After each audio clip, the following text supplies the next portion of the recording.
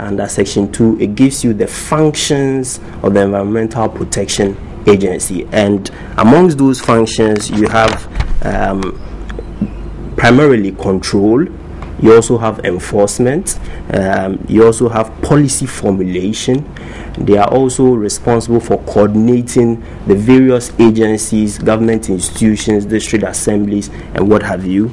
They are also responsible for public education. Okay, so is the EPA doing all of these things, all these roles that they've been mandated to do? Are they carrying them out? To the best of my knowledge, yes, I believe they are, because I have been in court on several occasions where the EPA, there's a case currently ongoing. The EPA has sued the Accra Metropolitan Assembly concerning the Lavender Hill.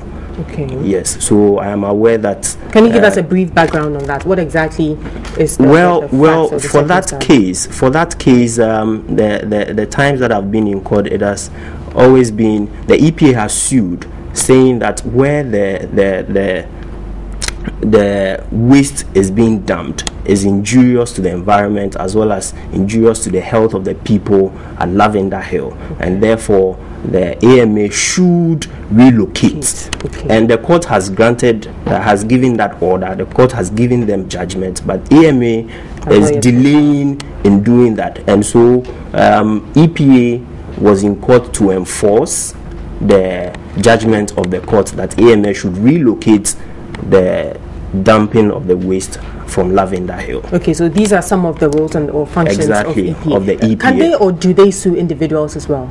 Yes, or maybe they can. Environmental pollution or whatever. What are some of the things that an individual can do to be, sued by the EPA, or we would call as maybe breaking the law, the environmental laws? Okay, well, if you look at the enabling legislation, that's the Act 490, the EPA is a statutory body which has perpetual succession, which means that it can sue and be sued, and so therefore particularly under Section 12 and of the EPA Act, it says that the EPA can ask you to give an environmental impact assessment of a project you are undertaking. If you fail to provide within a specified time, if you fail to provide that environmental impact assessment, the EPA can stop you from going ahead with whatever project you are doing. And also, if you need a permit or a license for that particular project, the EPA can communicate to the relevant agency or authority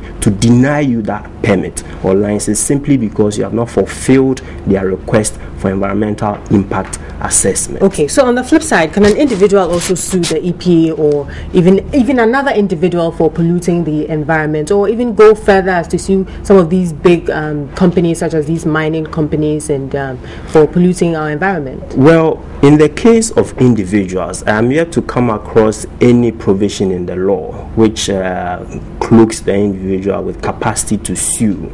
Ordinarily, what one would expect is that in the event where you notice that something untoward is being done which is injurious to the environment, what you do is to report to the EPA, which is the primary body responsible for protecting the environment. Now, so you as an individual can't go to court and say that maybe your next door neighbor is polluting the environment by maybe burning refuse every day, or something of the sort.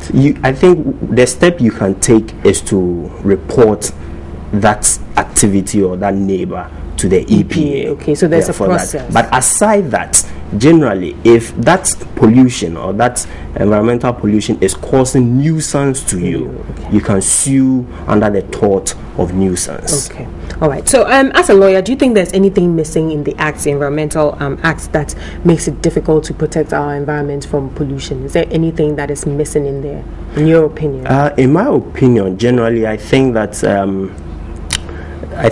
it's a very holistic act which takes care of a lot of situations. Perhaps the only thing would be to introduce new provisions that would cloak an individual with capacity to sue to protect the environment, because as it is now, if you look at it carefully, perhaps you may only be able to invoke the original jurisdiction or inherent jurisdiction of the court to enforce such a thing, or come under Article 41 vis-a-vis Article 2 of the 1992 Constitution, because you are trying to enforce that positive duty cast on you by the Constitution to protect and safeguard the environment. Okay. Now when we talk about environmental pollution, noise making falls under that. I know a few people who live in residential areas who have problems with maybe churches in those communities, or even maybe a construction site that, you know, is continuously making noise in their day-to-day activities. What can they do about that? That is nuisance.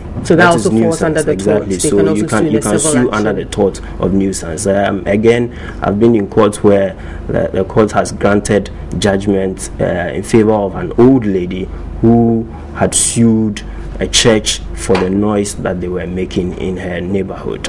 Okay. All right, thank you so much for your time this morning. Nana Kwesi Ewa is a lawyer, and he joined us this morning to talk about environmental pollution. Thank you once again for your time. Hope to see you again soon. Sure.